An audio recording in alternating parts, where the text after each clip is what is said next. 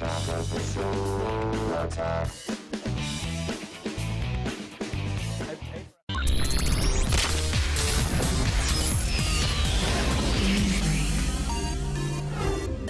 folks, X-Blade's Adam Sessler is here. Pleasure to have you back, sir. Nice to be back. Let's talk Medal of Honor, because no one has in a long while. No, it's been with any relevance. This is the series is finally leaving the World War II setting, which is good. Yeah. And heading towards a more modern conflict. Where does the game actually take us this time? It takes place in Afghanistan. Not that long after 9/11. I think it's around 2002, 2003. You play the game from about 4 different perspectives. You know, some of these Tier 1 operatives here and an Army Ranger. It's a very continual story. But you see it from the 4 different perspectives. And actually, I find the flow of the game to be quite nice. That, you know, if you're playing, you know, one guy who's trying to fight dudes and they're overwhelmed, and then suddenly they get sniped, you're now playing the guy who's across the valley, who is the sniper. It's really got a nice flow to how the game plays out. Very cool. Now, a short single-player campaign, though, I'm told, right? Yes. I mean, it's a good story. Abby it's told well, says she clocked in about 4.5 hours. Truth be told, Abby is kind of a phenom when it comes to playing shooters. I think I did probably closer to 5.5. Okay. While it is short in terms of that, I'm keeping an eye on the clock. It didn't leave me wanting. It really, you know, it's all the good parts of the story. So there's satisfying no single filler. player, and then you can go and take that aggression out on multiplayer. Yes, yes, well, you can. let me talk about the feel here, because I only played this for a brief period of time, and what I immediately found was, wow, graphics are good, sounds good, character design's good, the dialogue's good, the sound design I thought was great, but I was still, I played this before. The war I felt game, like I played this 1,000 times. I was thinking this too, that wow, we've been here a lot, and it's kind of worrisome to see the shooter genre kind of close in on itself, where we're having kind of war games that are really there to support multiplayer.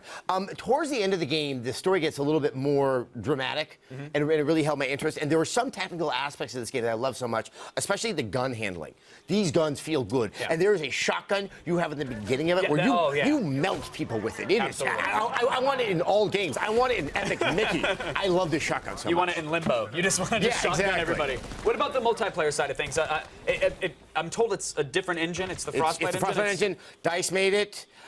It does feel like Battlefield. Now, I think that's being said a lot as a complaint, but the fact is, DICE is really up there on that short list of people who make really good multiplayer. Yeah, I love Battlefield's multiplayer, but does it feel tacked on? Does it feel like a different game?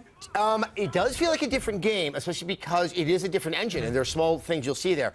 Does it feel tacked on? No. No.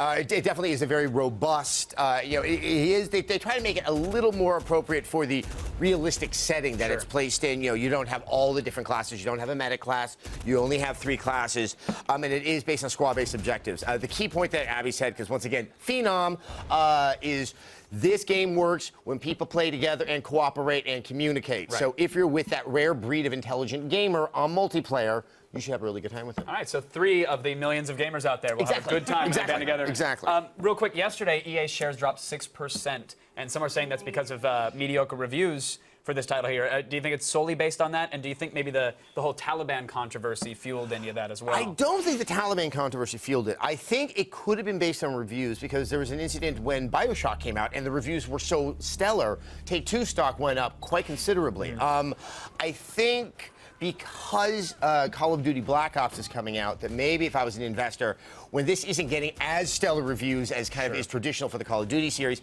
people that might have been waiting to see how one was compared to the other, it's going to help flip them towards Call of Duty Black Ops. I also think that with some of the reviews out there, I'm not going to name names or point anything out. It was point them out. Name some names. Do it. It's been maligned, I think, more than was necessary. This one was already under a microscope because, you know, EA is trying to reboot it, and I think, you know, the minute it slipped, it was declared, you know, it crippled itself. This game's dead on arrival. Yeah, exactly. The gamers having there is a solid game here. Right. With that said, what are you guys giving it then? We're giving it a 4 out of 5. Now, I always want to be clear. If you're kind of like me and you really like the single player experience, you can do this on a rental, and yeah, it really is. You know, the length of the value is on the multiplayer. Good to hear it. Adam Sessler, thank you so much, sir. Always a pleasure. You guys, Medal of Honor is in stores right now.